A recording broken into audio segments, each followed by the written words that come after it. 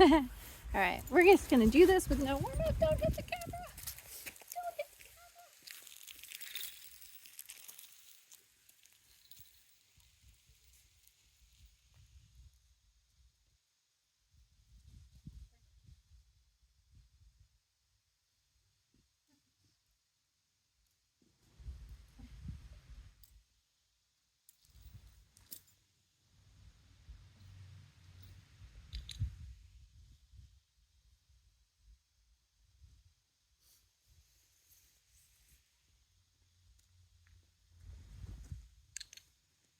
What are you doing getting at? Since I'm putting my hand in the tree pouch?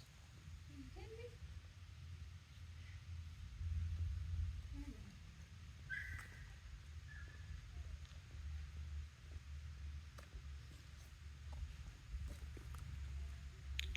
It's just Rooster. He wants to be out here.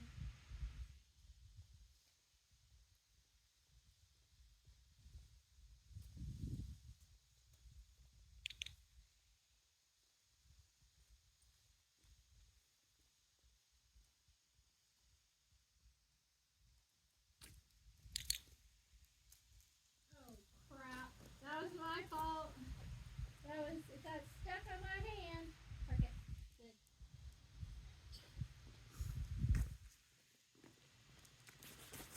Distraction, right?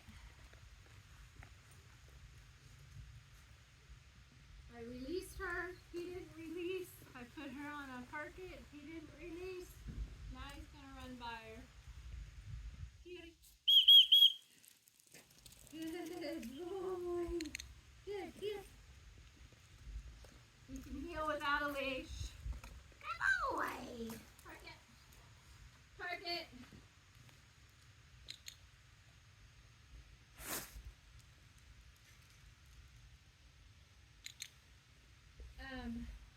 Stay. I'm gonna move the camera closer. This is a big distraction, by the way, that we hadn't practiced. So I can explain some of this stuff to you. Look at that. I'm kneeling down and he is staying. Okay. All right, so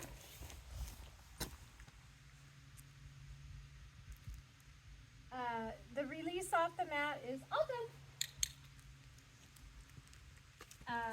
To go to the mat, I say park it, and that means go there, lay down, and stay. I still mark and treat the parket, because it's still early. But I shouldn't have to say stay and do all kinds of weird stuff. I should be able to just walk away. I will say that I haven't spent a lot of time walking around him as a distraction. So when you get home, I want you to break it down and kind of like start over from the beginning. And when you do that, it's just duration. It's just time in between marks and treats. So that was a long time. You could go back and look. It's probably like 30 seconds. And I'm being well, wow, my dog's breaking. I'm being distracting because I have food and I'm moving my hands and I'm not paying attention to him, and I'm, acting weird because I'm acting like I'm talking to somebody over there. It's hugely creepy for a dog. And he's doing all this, right? We haven't practiced me talking to an invisible person with a camera at all. This is the first time he's done it. So anyway, just duration, and make it easy. 5 seconds, 10 seconds, 20 seconds, 5 seconds, 30 seconds, 10 seconds, 45 seconds, a minute, 2 seconds, 30 seconds, 2 minutes, right? Don't always make it harder, make it random, and have a goal. So like, I want you to go home and do one session where you're just gonna have him stay for 2 minutes without getting a treat. So that means you're probably gonna have a 10-minute session where you're gradually building up to that 2 minutes, and he's probably gonna get like, I don't know, 50 to 60 rewards for laying down on that mat And what that does is it makes the mat a very positive, reinforcing place to be. It generalizes the behavior for him. Say, oh, okay, I have to stay down on the mat, even at home, even though I've never practiced this, even though Victoria is not around, right? And you're creating a history, a reinforcement history, and behavior is as strong as reinforcement history. So I want you to create a lot of history, and working on a duration creates that. All right. So how do you break it down? You know, so in the beginning I couldn't just walk away. I had to, you know, I I had to move my feet. You know, create that as a distraction, because I got to move my feet in order to walk away, right? So I just moved my feet as a distraction first before I actually walked away. If he gets up and I haven't broken him, that was good, thank you. Just put him back. I used the food to guide him, but I did not give it to him. Do not treat for going back. And then repeat what you did. Repeat what you did, and then mark and treat when he passes successfully. So not getting the reinforcement is enough feedback for him to understand he didn't do it right, and he needs to do something different this time, or else he's not going to get the reward. But don't say no or or anything like that, because then he's afraid to offer behaviors. So, you know, he literally thought I wanted him to get up because I got excited. You know, it wasn't his fault. So anyway, so if getting excited is really hard for him, then break it down and build yourself up. Oh my God! And I did do this the first few days, but I haven't done it since. Yay! Right? And I'm staring at him. That's always hard. I'll run away. Oh, did I not work on that? I know I worked on that. So I repeat, and then I click and treat. Whee! So it's the excitement that gets him. Right, and so now I'm up to, you know, I got up to 10 feet of a stay with him pretty quickly, but I started super simple. The first 3 sessions were basically just me standing here like we're doing and him laying there, because doing nothing is harder than giving him a challenge. All right, so to break it down, let's say I wanted to walk around him, just around the bed. I've worked on walking around the island and the aisles at the stores and stuff like that, but I haven't done this. This is a new one. This context is new. So how do I start it? I wouldn't start just by walking around. I'm going to start just by doing a quarter round or just stepping next to him.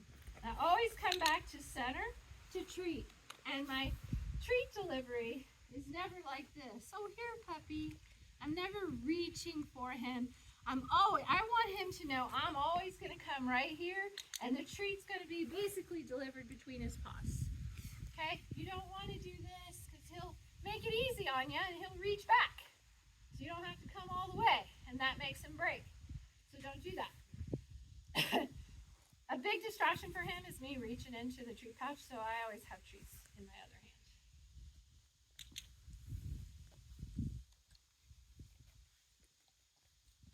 And I also don't talk while I'm training. It's very quiet.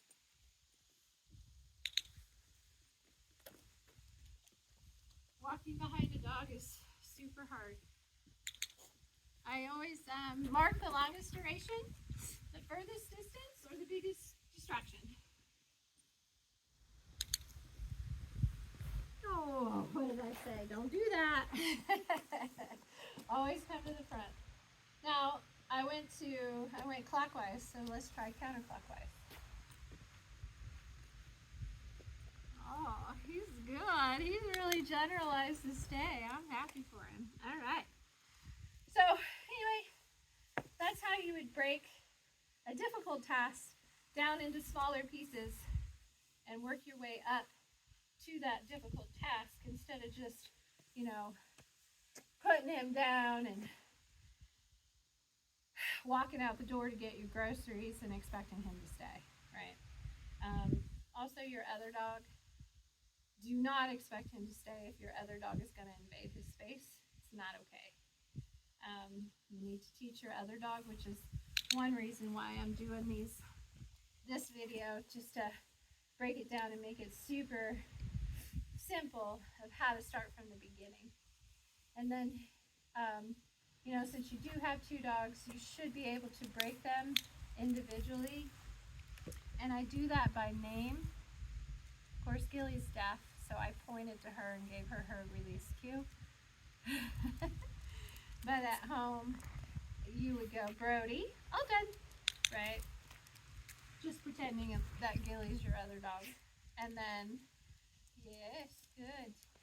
And then Quixote, all done, right? So that you can individually break your dogs. The name tells them, Cricket, tells them whatever comes out of my mouth afterwards is definitely directed at you.